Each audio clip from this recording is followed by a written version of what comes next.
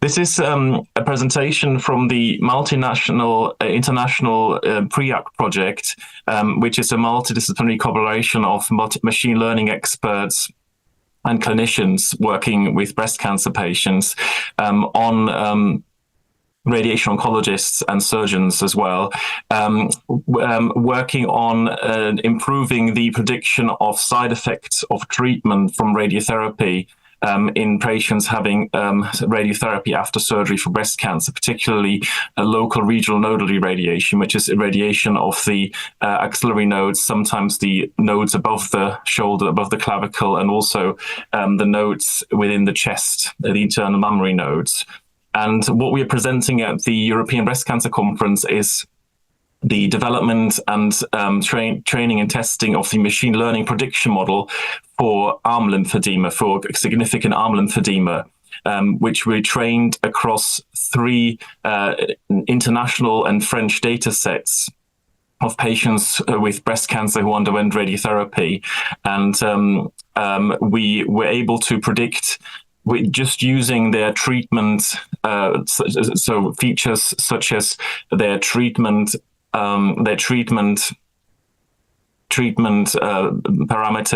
like dose or extent of radiotherapy, as well as extent of axillary surgery, as well as patient parameters such as their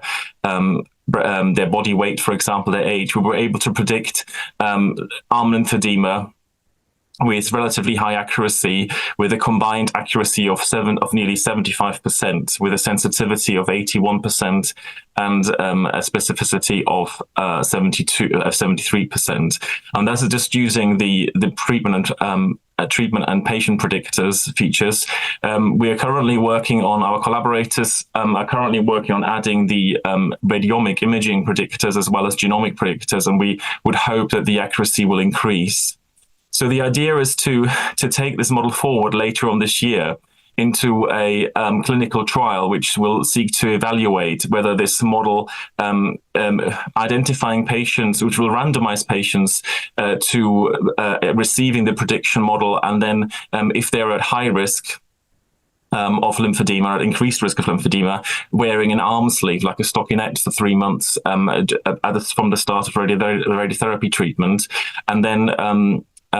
and those who are at low risk to not having that. And we will thereby evaluate the model, but also evaluate whether this actually makes a difference in clinical practice. That's what we hope to achieve.